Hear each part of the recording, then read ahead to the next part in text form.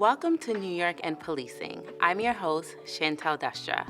With this show, we like to cover topics that have a connection to local or state government and look at things that your community can have a say on. This episode's topic, policing, is one that can be heavily impacted and influenced by local government, which is important as there are no national standards for policing in the U.S. It raises the question of what do communities want policing to look like?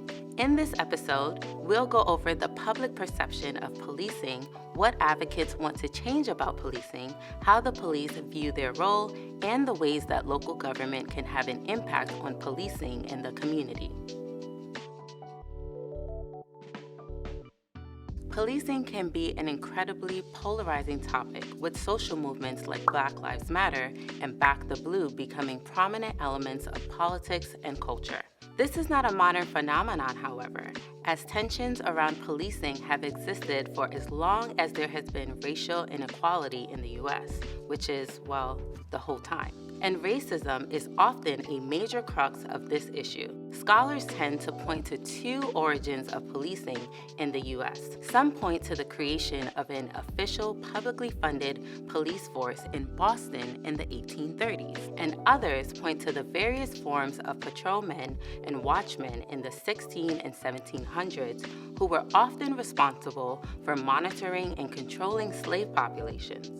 Some advocates point to today's extrajudicial murders of people of color at the hands of police as an example of the legacy of historic racism that continues to plague the nation. Other folks say, whoa, hold up, I just want someone around to protect me from being a victim of a crime. So where do New Yorkers stand? A 2020 Siena Research Institute poll showed that 60% of New Yorkers believe that the killings of George Floyd and Rayshard Brooks were part of a broader pattern of excessive police violence towards Black people and were not isolated instances. 60% of polled New Yorkers also supported the demonstrations happening state and nationwide at the time, such as the Rally for Black Lives, which saw over 11,000 people gather in downtown Troy on June 7, 2020. So at the time of that survey, a majority of New Yorkers believed that there was an issue with police violence, particularly against people of color, and more recent national polling shows a decrease in confidence that police treat Black and white people equally. Solutions to the problem of police misconduct are where things get more complex, as there are a lot of suggested ways to handle this issue, each with their own level of support and opposition. We reached out to Eva Bass, the executive director of A Village, an advocacy group that focuses on ways to support marginalized people in the Albany community. She believes that a form of community policing, which involves familiarizing officers with the members of the neighborhoods they serve, could be a way of having police departments improve their relationship with the community. South End, West Hill, Arbor Hill, North Albany, Sheridan Hollow. The reality is that the historic relationship between police and these type of neighborhoods are not very positive. We have police officers that are very great at community building, I would say, and, creating relationships with the community members. But I think that needs to be increased a lot. There are some police officers that are actually from this neighborhood or these neighborhoods in this community, so they're able to connect on a different level than police officers who do not reside or have any kind of connections or ties in the community. And I think that that's a very important thing to have. But I know it's very difficult on both ends, because I know that, the police have been looking to enroll more people from the community, but that has been a very long challenge to really get the community involved in police enforcement or law enforcement. Along with community policing, various forms of training is an often cited means to prepare police for the various types of situations they could encounter on the job. But when it comes to modifying the way police operate, it's important to consider the amount of responsibility that they are tasked with. Here's Chief David Kevern from North Greenbush PD with his thoughts. They're tasked with public safety, enforcing the laws, but at the same time, they're also asked to attack things from more of a community-oriented perspective, which oftentimes comes in the form of being sometimes the armchair therapist or the armchair substance abuse counselor.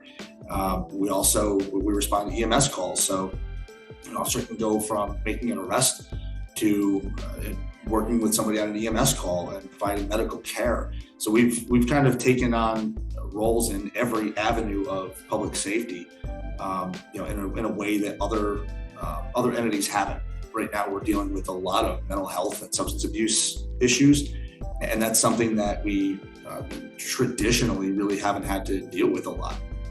But now we have to. So we're increasing the training that we're doing for the officers and getting them better prepared. But again, they're asked to be the armchair psychologist or the armchair substance abuse counselor. This takes years for people to learn how to do. The officers can't possibly do that. There are people for those jobs. So it makes it very difficult, and it's asking a lot of the officers to be able to do their job every day. But we do our best to try to stay on top of it, because ultimately at the end of the day, the goal is do better for the community. Another common proposed means of addressing both crime and police misconduct is with defunding, reducing, or reallocating funds and resources from police budgets into social services instead. Alterations to police funding do not poll well with New Yorkers. But there's also a variety of ways that public safety resources could be allocated. We asked Eva Bass her thoughts on police and criminal justice funding. I do believe that law enforcement should be properly paid. They do put their life on the line, and definitely, have showed up in a positive way, despite any negative, situations that we do have in our communities.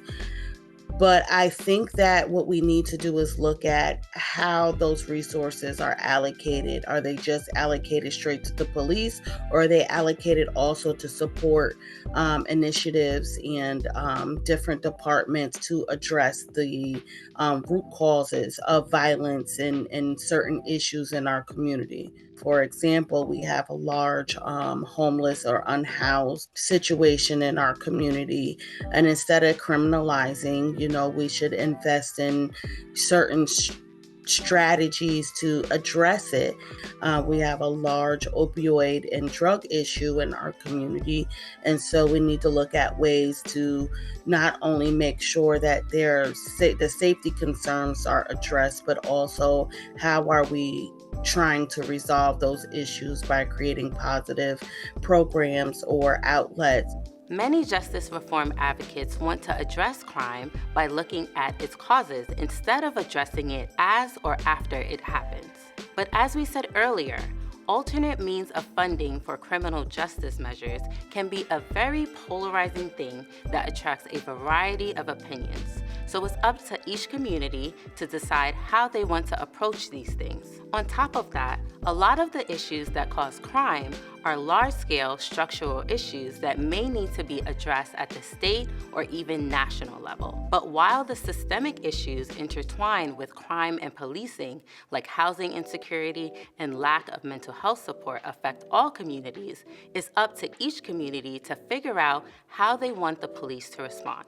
For the police's perspective on the matter, we spoke with Chief David Kevern. I'm a detractor of defund.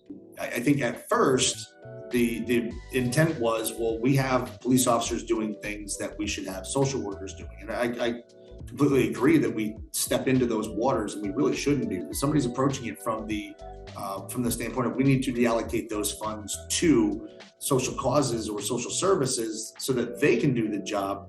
Absolutely. I think every police officer agrees with that, because we know there are people who are better equipped to do certain things we're doing. We'd rather they be doing that. But if the intent is really even surreptitiously to abolish the police department, it's the wrong call. It doesn't serve public safety. Give me specific ideas as to where you think the money can be taken from. Like, what units do you think should not exist? and what you're going to do with that money. And the unfortunate part is that most police departments across the country are already pretty strapped on budget anyway. Before we continue, I just want to remind you that the police are not some hidden or mysterious entity in your town or city.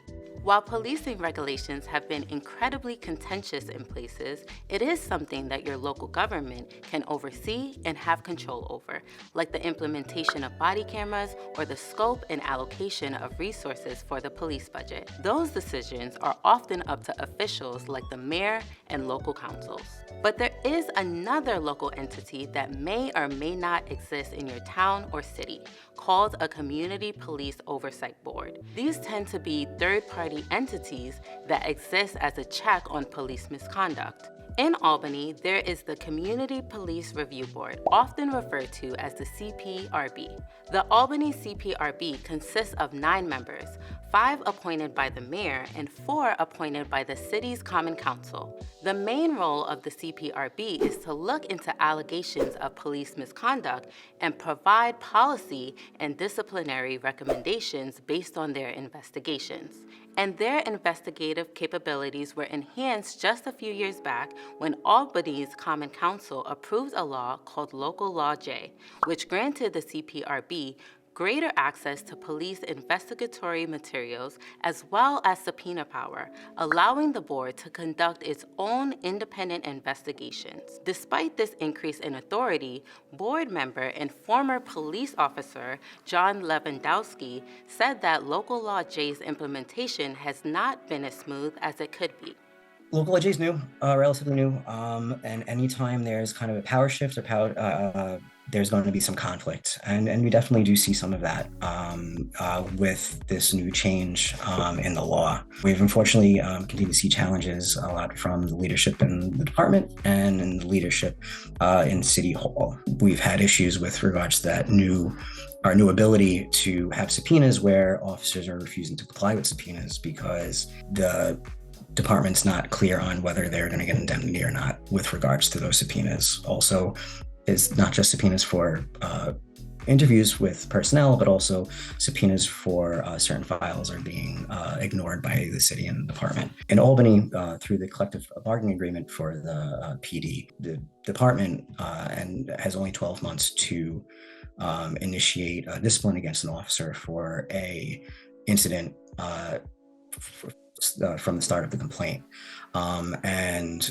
That's not being done in a timely manner. So even when there are things that should be done or the community wants to be done with regards to discipline, we're already past our statute of limitations to actually impose any actual discipline. At the end of the day, we don't take what we do lightly. We understand, having people look over your shoulder when you're doing a job isn't necessarily a comfortable thing, but in America, we live in a land of checks and balances, and that's what we want to have here with our board. The CPRB has also raised concerns over its own funding. Currently, funding for the board is tied at 1% of the police budget, but the board has said in order to maximize its effectiveness, it would need to be 5%. We wanted to share all of this info with you because it's a great example of local officials identifying an issue and implementing something that the community wanted, with Albany Common Council members voting unanimously to approve Local Law J as a result. In regards to the challenges the CPRB has been facing since then, we'll have to monitor what the Albany community thinks and how officials decide to respond. Due to the local nature of policing, it will be up to the towns and cities throughout the state to decide what they want policing in their communities to look like today and in the future. Maybe some communities feel their police department needs a funding boost, while others want alternative means of addressing crime. If it's something you feel passionate about, keep tabs on your local officials and make sure to get your voices heard. That's all we're going to cover for today, but it's up to you to keep the conversation going. Thank you for watching and see you next time.